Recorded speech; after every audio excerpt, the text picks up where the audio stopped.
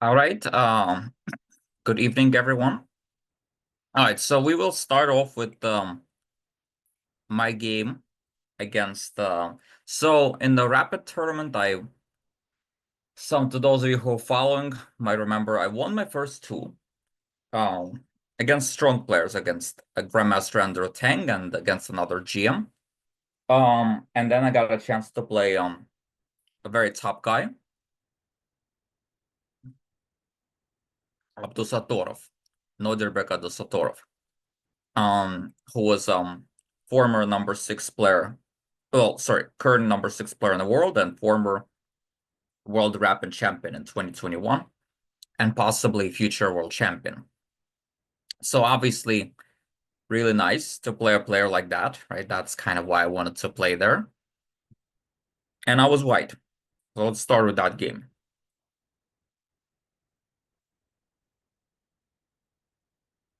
And he played the Queen's Indian. I played kind of my pet line with e3, bishop d3. He played a little bit risky with c5 and g6. So let's start with this position. It's white to move. What would you recommend for white to play here? How would you recommend white to continue in this position?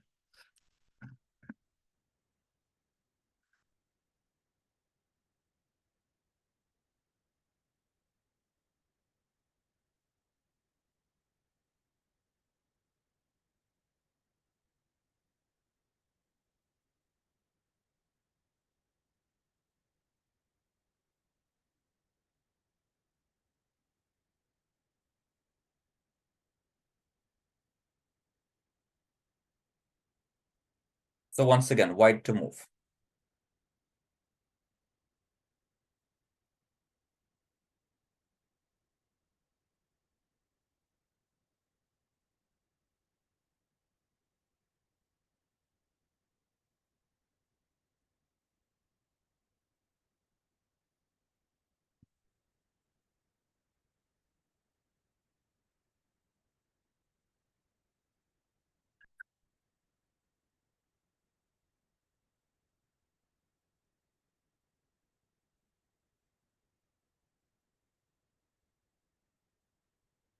So again, this is my game against from a rapid tournament against Nodirbek Abdusatorov.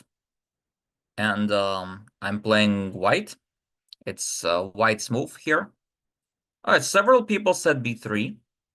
Several people said knight c3. Knight c3 is what I played. It's not a bad move. Queen e2. Yeah, they're all very reasonable moves. But there's actually something stronger here. And it's good I gave you this exercise because it's very instructive, this concept for white. I need more than one move though. Try to give a bit of a follow-up because I saw the move, but I just didn't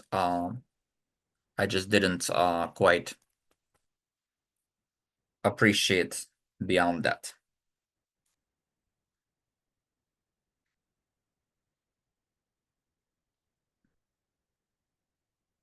Not so easy actually to find that. So one person did mention the correct move, but only gave one move answer. But we need a bit more than that.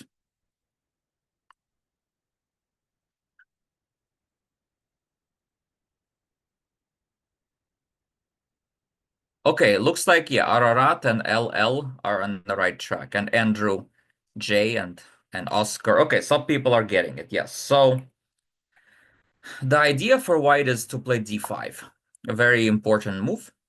And now there are two lines. Okay, so first of all, this gains space, right? So this is the most ambitious, principled move, right? If this works tactically, it will be the best move. After ED, the best move is to just take back. If you go knight c3, takes d5, I think this is okay for black, if I'm not mistaken. Yeah, you mentioned that d5 square you control, but actually black could contest it, and I'm not I'm not sure if we have anything major here. Could check it with the engine. Uh yeah, maybe actually still a little some compen. Okay, you have to find E4. Yeah, maybe it's some kind of compensation, but good compensation. But okay, maybe this is better here, here, here. Not bad, but it's better to play C takes D5. And well, I wasn't sure what to do after bishop D5. Well, bishop D5, E4 is quite good for white, as some people mentioned. And now taking twice doesn't really work because of the pin. And yeah, here white has a nice position, like bishop E6, H E5. If bishop E7, also E5, right? Then knight C3. Um, so white has tremendous compensation here. But the more interesting part is what happens after knight D5. Because after knight D5, E4 is not as effective because then knight C7. Bishop G7 castles, and black can regroup the knight to E6, and it's not as clear. But after knight takes D5, there is something better. And that is bishop E4. And I did calculate that, but I didn't see what to do after knight takes E3. So the big thing is you have to see what to do with after knight takes E3. Otherwise, it's not so clear.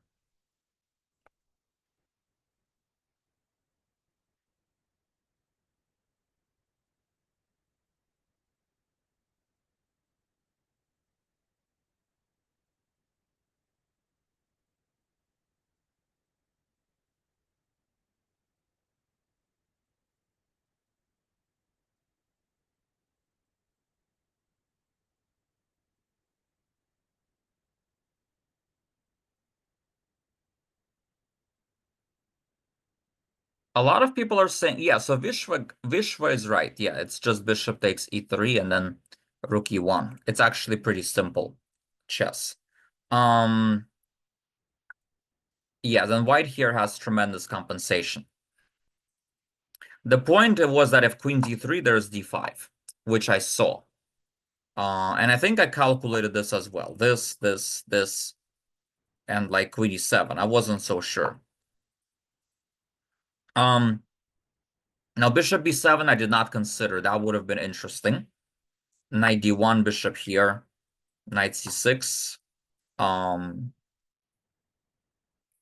Bishop B7. Yeah, I did not see that. That's actually pretty interesting also. Yeah, that would have been pretty good. What if rook E1 after knight D2? Oh, you mean here, rook E1? Yeah, possibly, but bishop E7, what is seems similar, right? I guess you can go for this and then bishop G5. Yeah, no, it's all pretty interesting. I agree. It's looks like you have at least good initiative. Although apparently black is probably fine with perfect play. But yeah, no, this is very interesting as well. So I guess I could have trusted that. I just needed to see at least one promising line here, right? There's apparently also this move, which I did not see. B5, queen B3, here, here. And okay, the point is B5 is now a weakness, which is why I'm playing queen F4, inducing B5. But to be honest, in a rapid game, I was like, it felt like it's too much to calculate all that, and I wasn't really that sure. And I thought worst comes to worst, whatever. He can go bishop G7 and then get a Benoni, and I thought that, you know what, it's not worth spending so much time in a rapid game calculating it when he might not even take, and I was just not so sure about the compensation.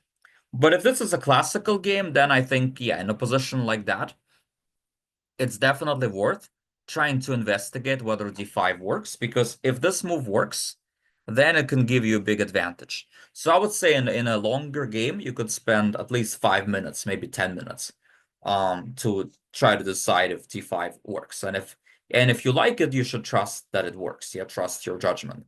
But this is a very interesting idea, very interesting pawn sack, which I kind of wanted to share with you.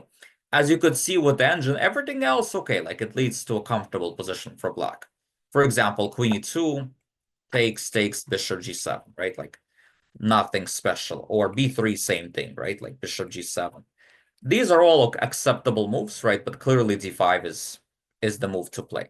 Now I played what's also okay. I thought this is good enough. I'm still preserving some advantage, and I played knight c3, e4, which led to a Marat-Bind structure.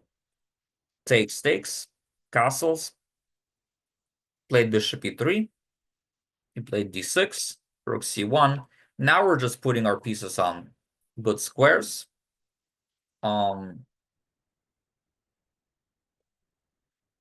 Yeah, and right here I actually made, yeah, it's a little bit like Sicily. Here I actually made a small inaccuracy in this position, rook fd1, which went unpunished. My opponent, even though he's a very strong player, he actually did not know, well, maybe he saw the move, but didn't realize how it's actually quite strong.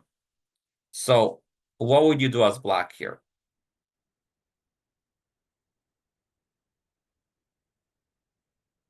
All right, guys, gotta give me more than one move, please. Gotta give me more than one move.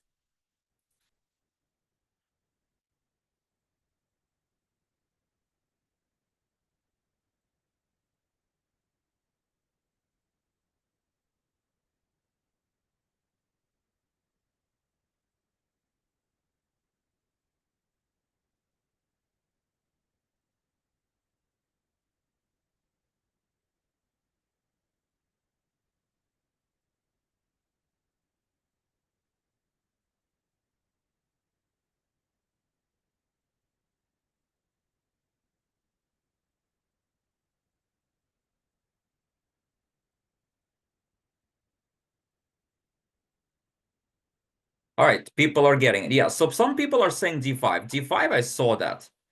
Um, d5, I don't think I was so scared. It's not a bad move. Um,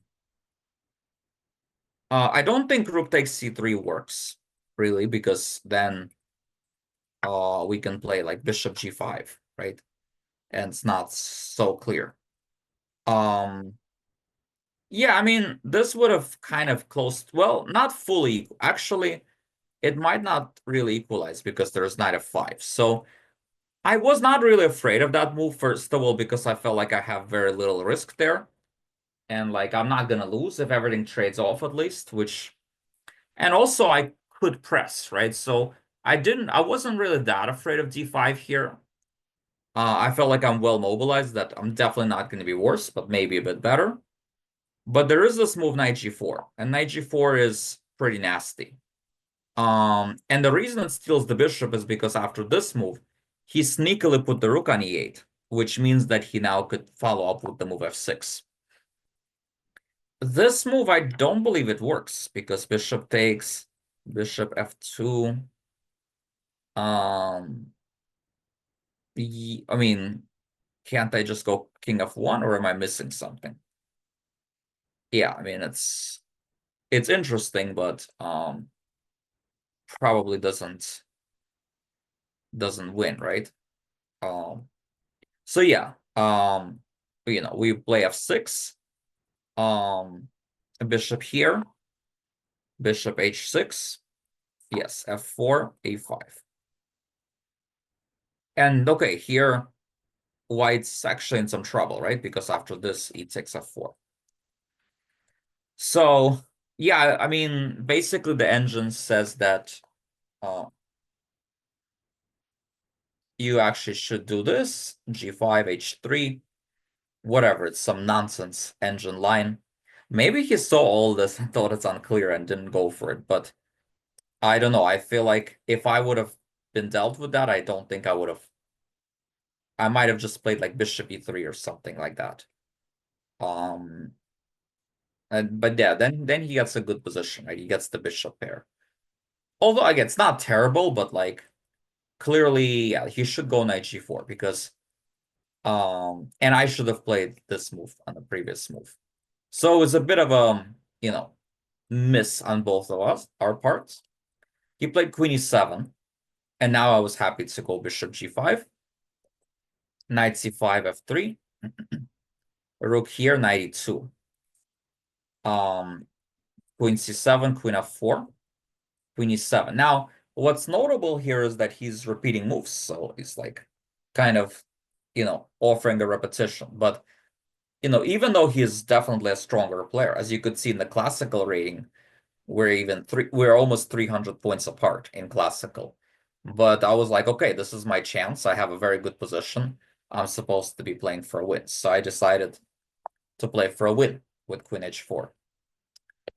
He played e5 because he didn't like being under pressure, so he wanted to play knight e6, challenging my bishop on g5. So I went in knight e5, and now I got the bishop pair and the pawn on d5, which is pretty nasty. He played b5. I played king h1 just to get out of the long diagonal. He played knight d7. And now I dropped the queen back to e1 to try to go to a5. So I'm trying to look for some active play. Okay, he played queen f8, trying to go bishop h6, so I prevent that. Why didn't I open up with the well, I wanted to open up the c file so I can trade off the rooks and invade on the c file, as you'll see later. And I didn't think that I thought that my bishop is actually gonna be okay on d3 because I could potentially like open it up with a4. So I did not think my bishop is bad. And if I play ed, sometimes I'm allowing f5 counterplay, e4 counterplay. And I didn't think my bishop is particularly better on that diagonal because it's kind of restricted. So I don't know. Actually, it's a good question. I kind of took on d5 on cd automatically, kind of just, judgment call. I didn't really think about all those things, but yeah, I guess to explain it better, yeah, I think those would be like the good explanations for why c takes in this case. Knight c5, queen a5, rook a8, bishop c2. Yeah, I'm trying to go b4 without allowing knight a4. This b4, maybe knight a4 is annoying. Rook c8. Now I decided to go back. I want to play b4, maybe next move. I think I maybe didn't like something. I forgot what I didn't like. Maybe knight goes just back. I decided to go back. Played here. Now I went here. Knight here. And I just decided to trade off all the rooks because I figured here I have no losing chances. And yeah, here I thought I can only be better in this kind of position. So I also offer the queen trade because I figured the endgame is going to be very pleasant for me with the bishop pair with the space on d5. And I knew that it can't be worse. Queen b8. Now here I got a little bit maybe overconfident. I should have just gone bishop e3, queen c6 and played solid chess. And then I'm kind of like just much better with no risk. But I played this thinking that I can go for more. But now you went here. So he's obviously aiming for queen f2. Now, the thing is, originally, I did not think it's a big deal. Because I thought I could take on d6, which I actually ended up doing. But it turns out Black is doing actually quite well here. But right this moment, he missed his chance to kind of get back in the game. So the question is, would you rather go bishop f8 or queen f2?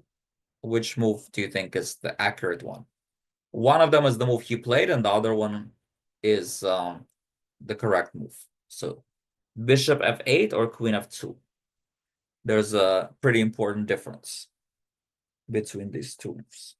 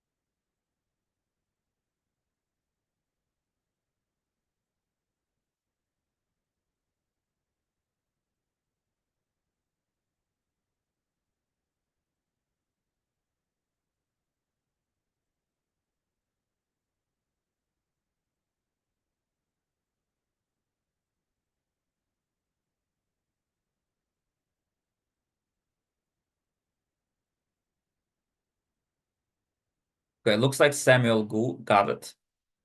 The explanation.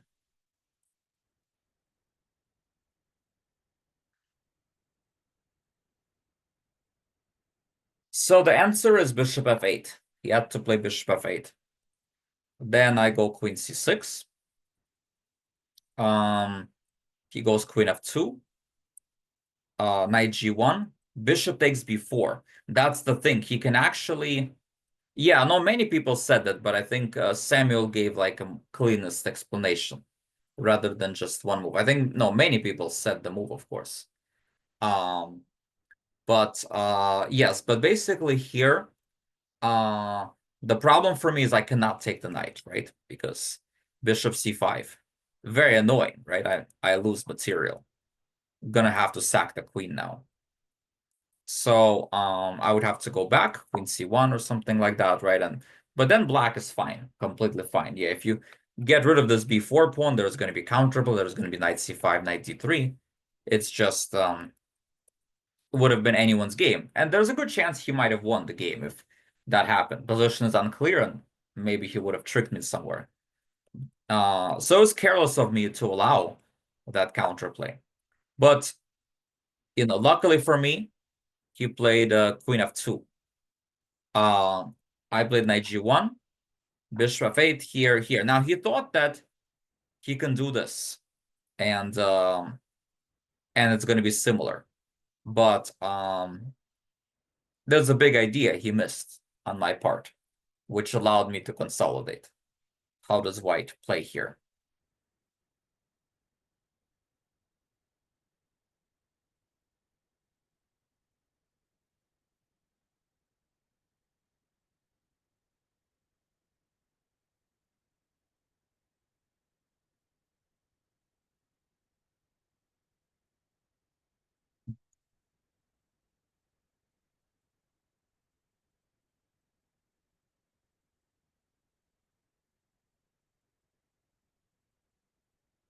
Yeah, queen c8, correct. Here, queen c2 or queen c1, they're both good. But basically, queen c8. Yeah, I can get back in the c file and I consolidate my position. So queen i7. Then I went here, h5, knight h3, bishop c5, bishop h6, king g8. And here I made the move that won me the game. Now, it's funnily enough, the engine actually, the engine is always like a joy killer. And it found a defense against my move. I'm still winning, but it actually gets a little tricky. But I'm still happy with that move, even though the engine didn't fully approve it. In this case, at least.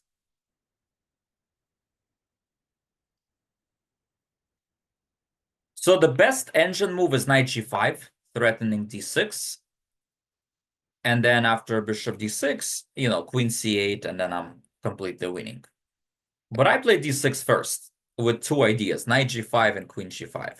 And I was really happy with that move, right? Like it's okay, especially, okay, I had 2 minutes of how am I gonna not play d6? And here, my opponent had also a couple of minutes, and he spent practically all his time, and then he just took on d6, and then shortly after I won.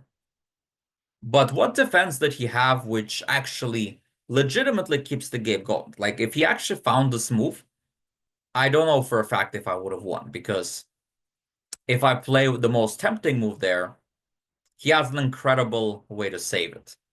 Even he, as a creative player as he is, did not find. And I also didn't think. I thought I was just completely winning here, but it turned out, yeah, he has this incredible defense.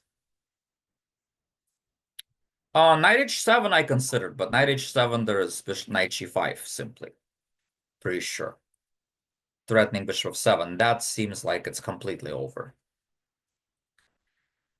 Queen a3. Queen a3 I saw. I don't know. No, I think queen a3, queen g5 might be still. Right. Queen a5 preventing queen. Yeah, that's logical, but then I think knight g5.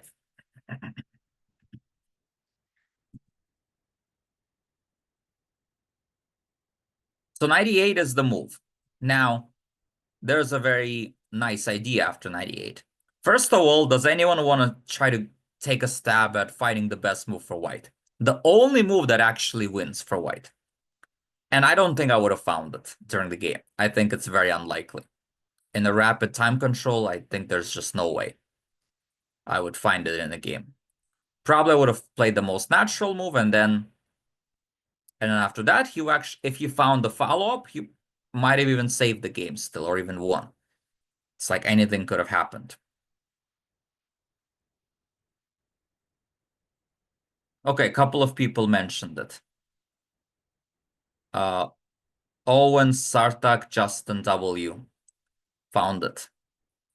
Everything else does not work.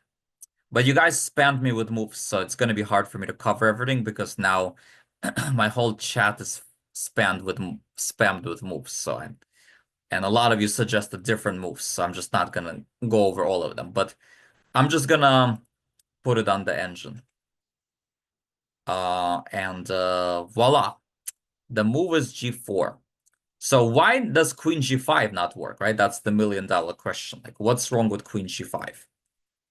I mean, Queen G5 seems completely winning, right? That's the whole idea. Why does Queen G5 not work?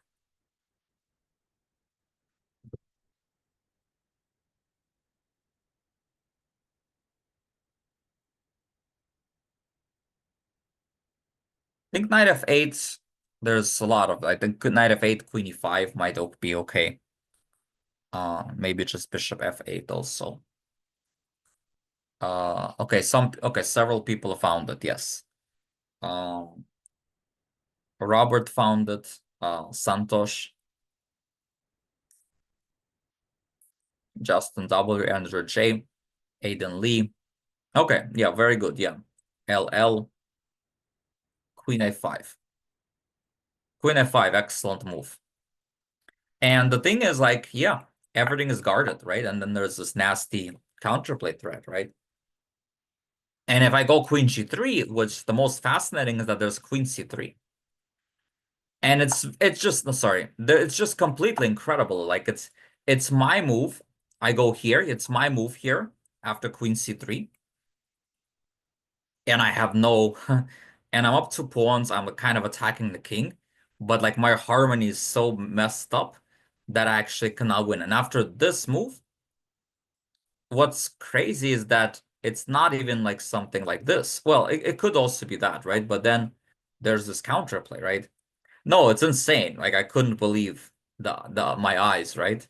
When I saw this variation. But basically, if I allow Queen A5, I have nothing better than like some endgame like that. And yeah, I mean, I think if you it's fair to assume that if you found 98 and then Queen A5 somehow, then he probably would not have lost the game. But yeah, he needed to, and I think there's a very good chance that I would have gone Queen G5. I think it's because I would have seen this, so I would have just gone Queen G5, and I probably would have missed Queen A5, right? Because it was I might even miss that in classical, but definitely in a rapid game with 2 minutes, there's almost certainly I missed that. Or even if I see it, I feel like I don't think G4 I don't think G4 would have crossed my mind. And then Queen G5. And the idea is somehow if takes here, here, here, and knight df6, bishop g5. I mean, yeah, these lines are just insane, right? Queen g5, and then if queen a5 now, I could take here, and now the point is after this, by playing g4, now I opened up knight g1. But honestly, this would have been insane, right? There's no way I would find that in a real game. The whole idea would it's really what you call an engine line, right? Maybe if it's a long game and I have like 20, 30 minutes to think, maybe, but honestly, it's not even so much my style. It's maybe someone like a Shankland or a Fabio or someone like that, probably. I'm not like the best calculator. So yeah, if anyone can find a move like G4 in a real game, that's very impressive. But with 2 minutes on the clock, there's almost no chance. So had he found 98, who knows? Yeah, that would have been like quite a joy kill if he actually found this defense. But that's why, you have to fight till the end, right? Like, I think that's we can find it by guessing. Well, I mean, I'm saying in a real game, right? Where you kind of find it from the first try, right? Not like during class. Um, find the problem, but the thing is, Queen A5 is hard to find also, right? Like it looks like Queen G5 just wins, right? Like how many of you would just like play Queen G5 quickly? Like it's so hard not to, right? Unless it's an exercise or something. During the game, you just like Queen G5 with 2 minutes on the clock. Like I mean, why? Like it's just almost impossible. Yeah, I think to resist. If you have a lot of time, that's a different story, right? But with 2 minutes, I mean, that would be a lot to ask of me. Um, luckily for me, yeah, he played this, which was not as testing. Oh, question. Okay, so what if knight g5, knight d6, f4? Okay, so let's see. Yeah, but f4, I guess there's no immediate threat, right? So I can probably do stuff. Queen a3 is one of the engine suggestion offering a queen trade. Knight f6, f takes, knight takes e4. Looks like some kind of a draw, right? So it's a good question. Yeah, by the way, f4 here is also interesting, and f5. But the drawback is that e4 is going to be weak after something like this. It's also not so clear, right? So yeah, incredible enough, g4 only winning move. Yeah, but again, it's pretty difficult. Okay, but in the game, luckily for me, this happened. Yeah, he spent like almost he was trying to find the resource, right? But he couldn't find it also. But he was an incredible fighter. Like he found some resources when I thought he has to resign. He found this move, which sort of keeps the game going for a little bit. And I had to be a little bit precise. I knew that this guy is very resourceful, so I was like alert till the very end. At least I tried to be. Like here, I thought, okay, for sure I won, right? Queen e1, bishop g1. But then he finds this move, and like there's no like super immediate win. So I go here, he goes back. And yeah, it's like it's still tricky because if takes suddenly is I'm not better anymore, right? Because he controls this and there's no mating square, right? So it's still not too late to go wrong, even in a position like that, right? So but I played bishop g1, of course, right? I just got rid of the mating threat. I got, the bishop out of the way. And yeah, pretty simple. Queen b4, now I went back. And now I started taking e5. And finally, I took on d7, and here he resigned because if knight takes queen h5. Yeah, and here he has zero counterplay. I'm already up like a piece and 3 pawns, and finally, yeah, he resigns. So that was a really nice win for me. Not without mistakes, as you guys could see, but a really good, true fight against like one of the best fighters, one of the best players in the world. So that got me to 3 out of 3 in the rapid section. Like really exciting time. And then I ran into uh a very strong Russian youngster. A little that I know, he was about to win the tournament. So far, okay, so rounds 3 and 4, I'm playing back to back former world rapid champion 2021, and then the current world rapid champion 2024. So basically, two champions back to back. Quite an honor, as it turned out. And Murzin, I won't go over the game, I guess, too deeply, but he just outclassed me. With his Russian school. Like he played a kind of an equal line. This was also seen in the game 5 in Ding against Gukesh against Ding match. Um, Again, of course it's equal, but at some point I made some mistakes. Like this was all fine, and where I started going wrong is bishop e6 was somehow I should have gone bishop f6. Um, maybe put pressure on d4. I think there was also bishop f6 here, which maybe was. But again, these are like not the easiest decisions, right? And I made a couple of inaccuracies, and yeah, again, I'm not gonna go over this game in too much depth because it was kind of not the most exciting game. But yeah, at some point, yeah, he transposed into this nice endgame where, it's it's just kind of tough to play, right? Like um because my pawns are a little bit weak. And eventually what ended up happening is that, you know, my bishop on c8 is not great. I have a couple of pawns that are weak, and the knight on c5 is strong, right? So it didn't look like I made any obvious mistakes, but yeah, then we had this position which was quite annoying to hold, honestly. Um, yeah, and eventually he kind of was able to force the bishop for knight trade. I couldn't really avoid it at some point because yeah, bishop a4 is coming. He did that right when I moved my king away from like where I can defend it on d6. So he was like kind of like probing, he was kind of maneuvering around and probing when I make some inaccuracies. Now the engine didn't think this is that impressive. Like it says, okay, I can hold this, but like honestly, this is a classic like good knight against bad bishop endgame, right? Like in a practical term, like I think in a human game, these are very difficult to hold, right? Because no counterplay, you just have to like wait around, and these positions I'm not particularly great at anyway.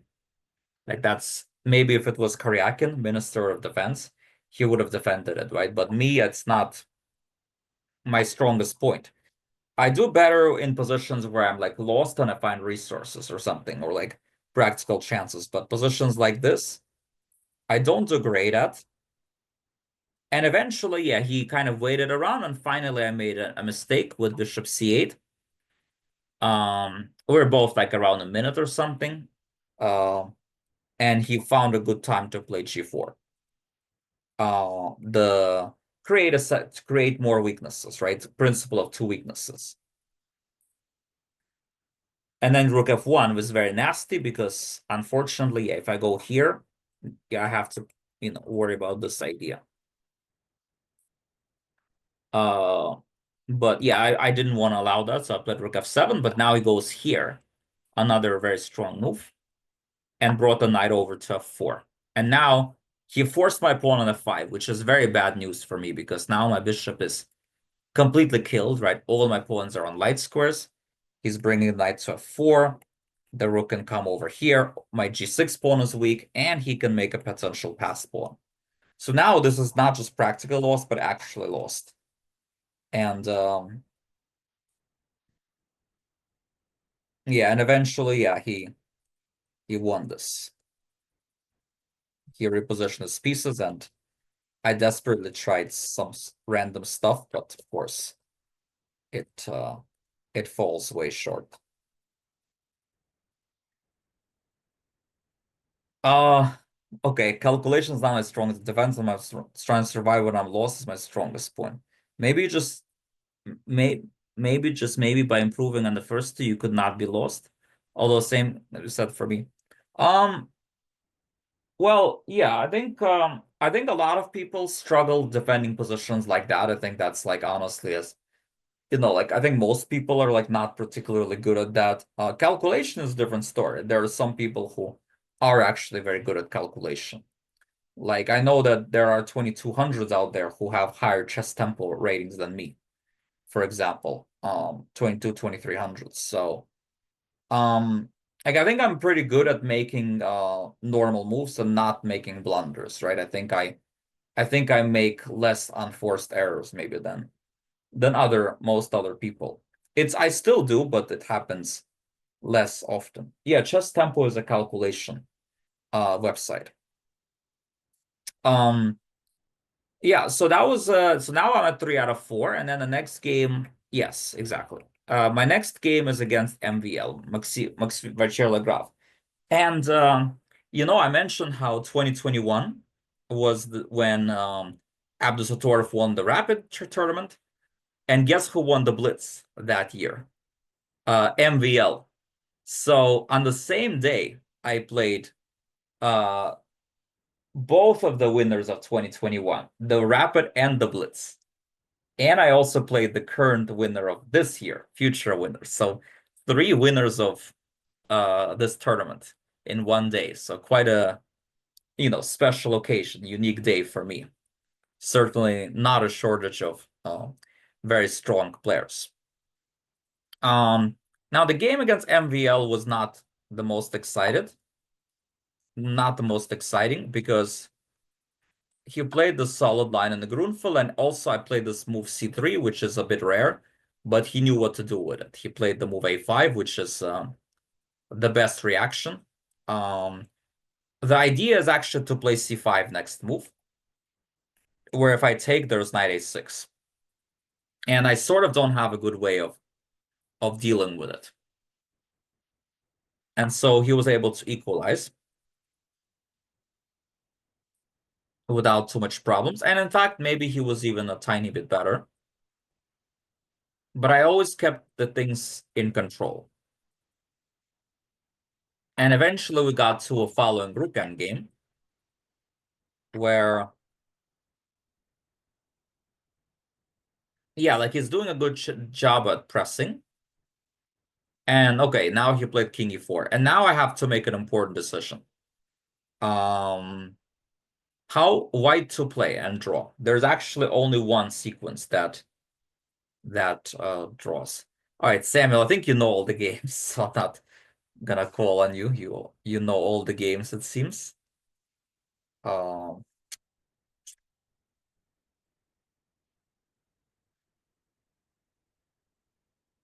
okay, Santosh got it.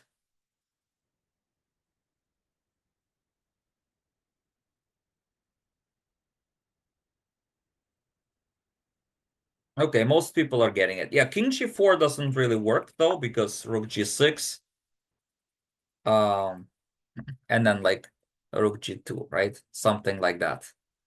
Um, yeah, and this loses for white. King G4 loses. Rook G6, King here, and like, oops, sorry, yeah, Rook F6. The king gets cut off. That's bad news. Yeah, we need to, as Samuel said, ditch that guy. Pawn on F5. If king takes, we go king F4, king G5. And after this, we play F3, shield. Yeah, and this is a draw.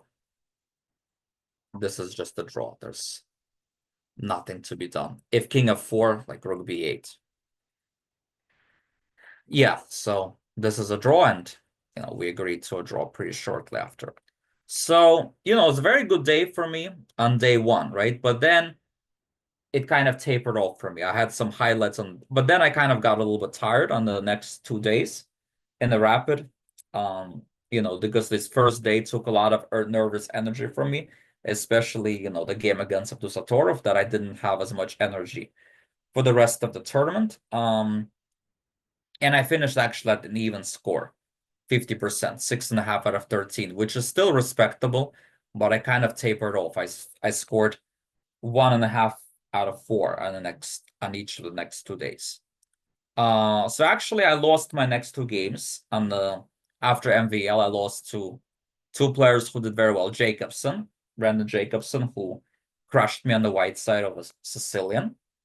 And then I also lost to Moradli, who actually got 8.5 in the rapid. It was played him very well, but I blundered a piece against him in the endgame where it was not lost. But then I was running out of energy. But then I was able to kind of gather myself together last two games. I held an annoying position, made a draw in my round 8, stopping the bleeding, and then round 9, I ended up playing this fellow named Le Chuan Min, who is also known as Wonderful Time on chess.com.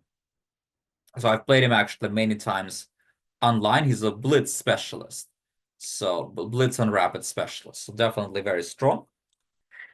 But he's a bit predictable, so I was able to kind of refresh in my memory the lines, and so I went into kind of a principled line against him.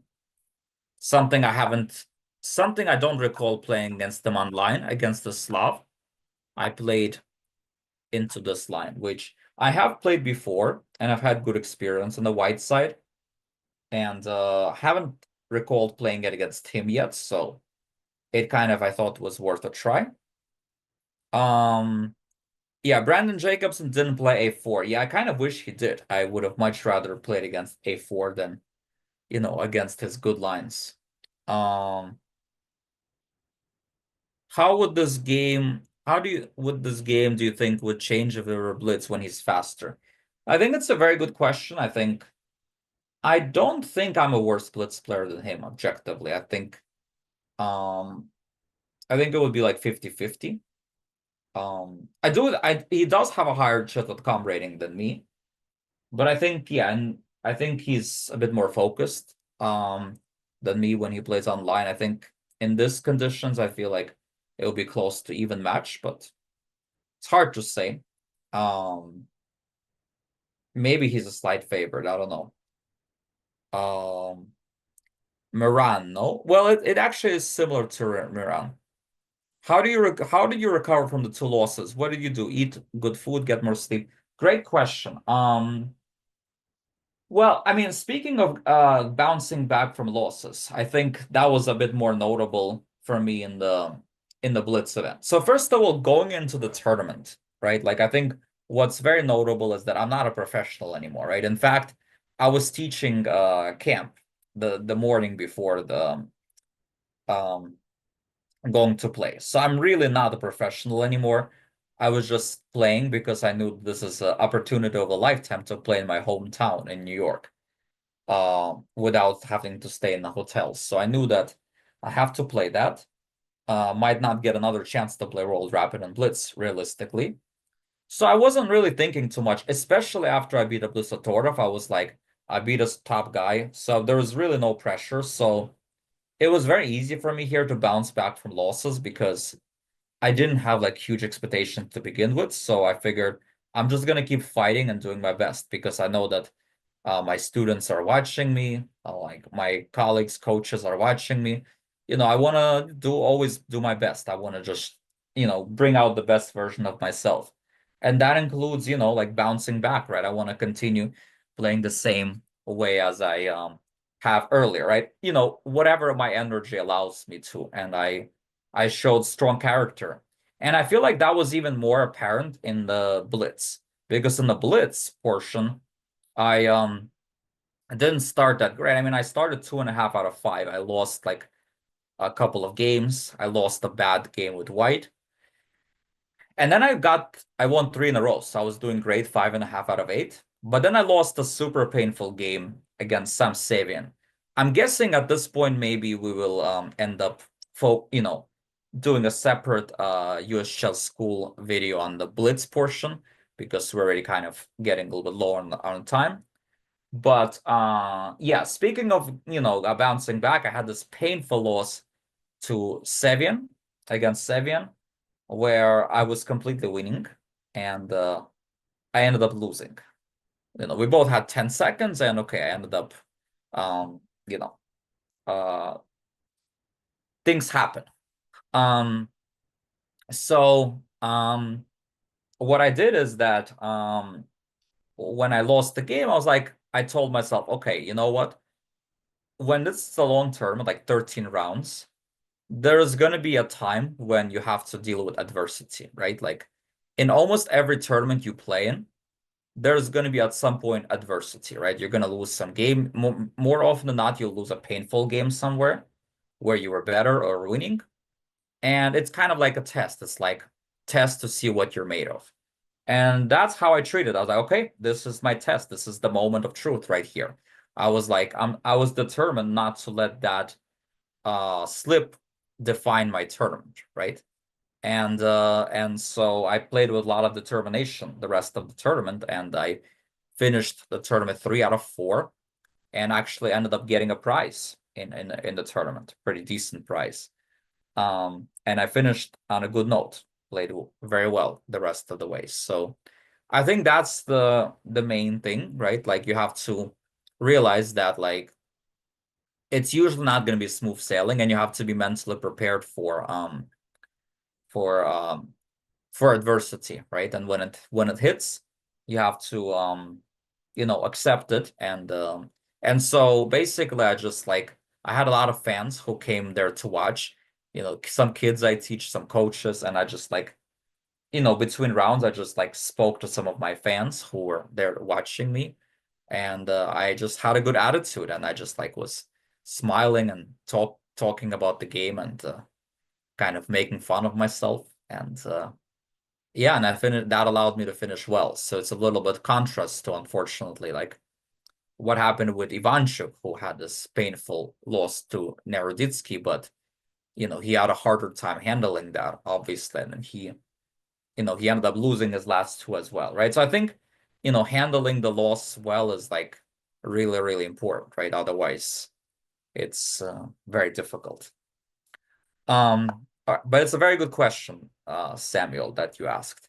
So anyway, so c5, c takes, e takes, bishop e2, here, castles, and then he played bishop e6. And here, I knew that the main move is takes, takes, and then like bishop c5.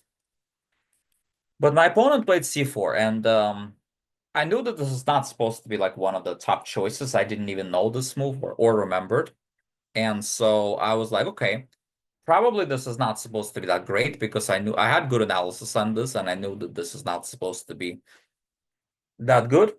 But I knew I have to act energetically, right? Because he's gaining some space here, right? A6, c4, d5. He wants to play b5, right? So he's playing very ambitiously. He wants to kind of like hold on to that space and outplay me. But the question is, how should white play in this position?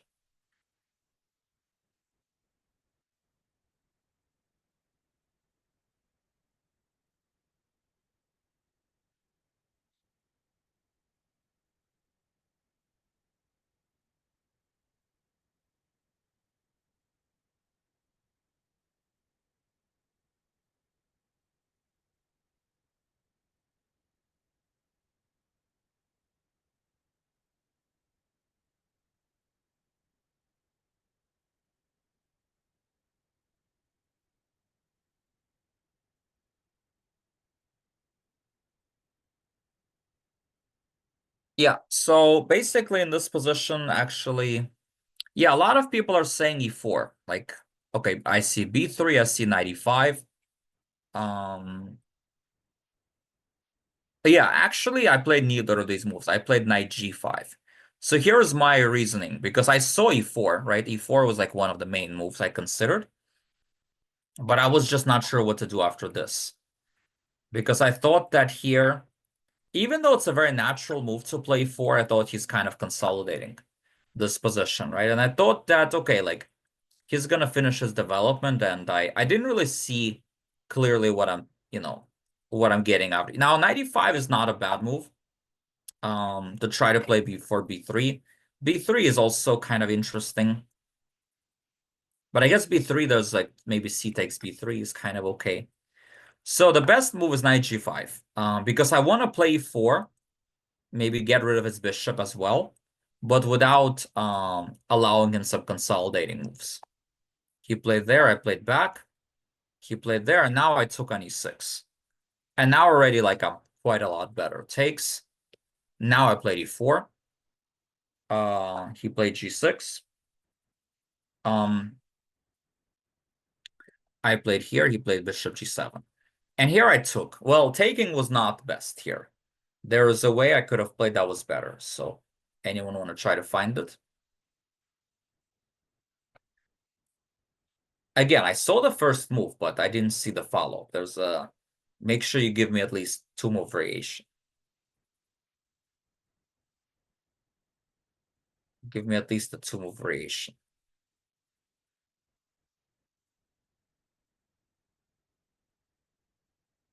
So this I don't think fully works, right? Because In this case, I think I can even go knight e7, right? And I'm not so sure. Like I think black is completely fine here, consolidating. Yeah, bishop f6 is what I played, but there's a better move than bishop f6.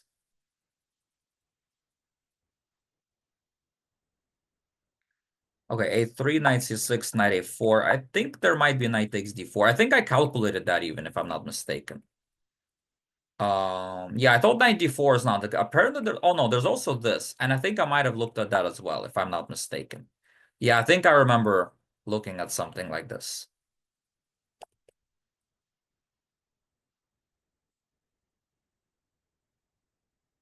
The right idea is e5, and after knight g8, well, bishop g4, I'm not so sure. Bishop g4, I think knight h6 actually, and he consolidates.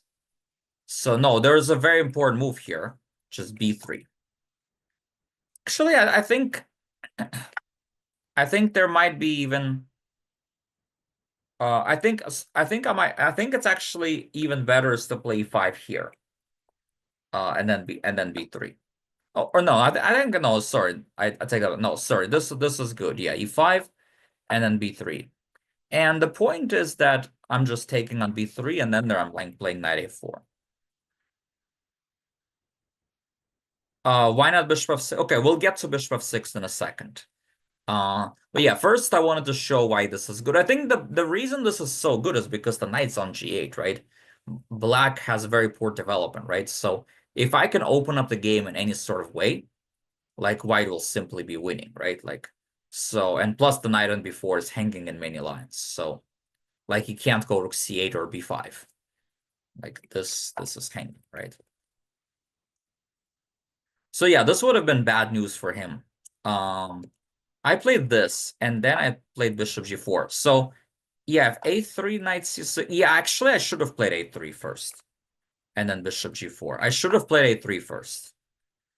Knight d4, ed. Yeah, this would have been best. Queen c7. Yeah, I played bishop g4 immediately, which is not as good, right? Because after castles, a3. Now there's knight d3, e takes, and then like queen g7.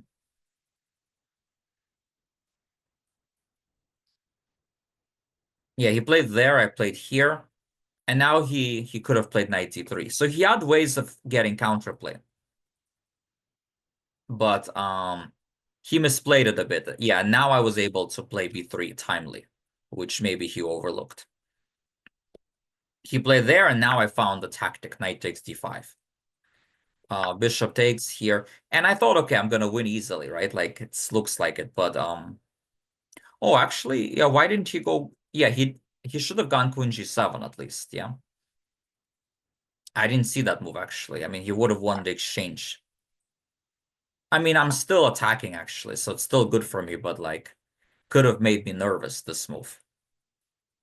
But yeah, he played this, which is kind of losing more easily.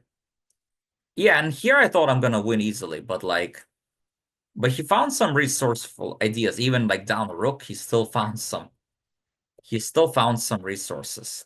Queen c5. I played bishop b7, like if takes queen d5 is game over, right? But goes here.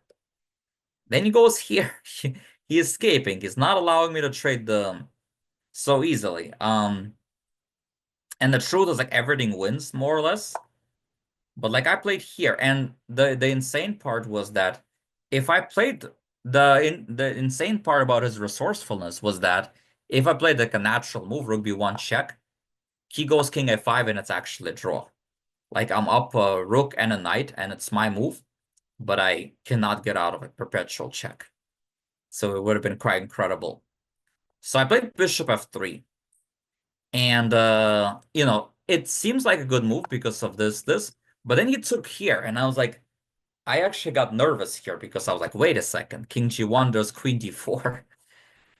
And I'm like, wait a second. Like, and bishop e2, queen f4, like again, I'm not getting out of checks so easily. So I was like starting to get nervous here, but thankfully I found a way to actually escape. Um, it was not like luckily, yeah, his king blocks the bishop, so And with only the queen, he doesn't have enough checks. And eventually I take control and I finally won this long-suffering game. And yeah, that the day ended on with with the win. And yeah, that was that. So I guess that does it for today's class. I guess I'll split it up into two parts. I'll do part two of recapping World Rapid and Blitz games. We'll do the next class also, because I have some more instructive games from this tournament, so we'll do part two next time. But for now, hope you guys enjoyed the class, and now I'll let you guys socialize with each other. So I'll see you guys next time. Bye-bye.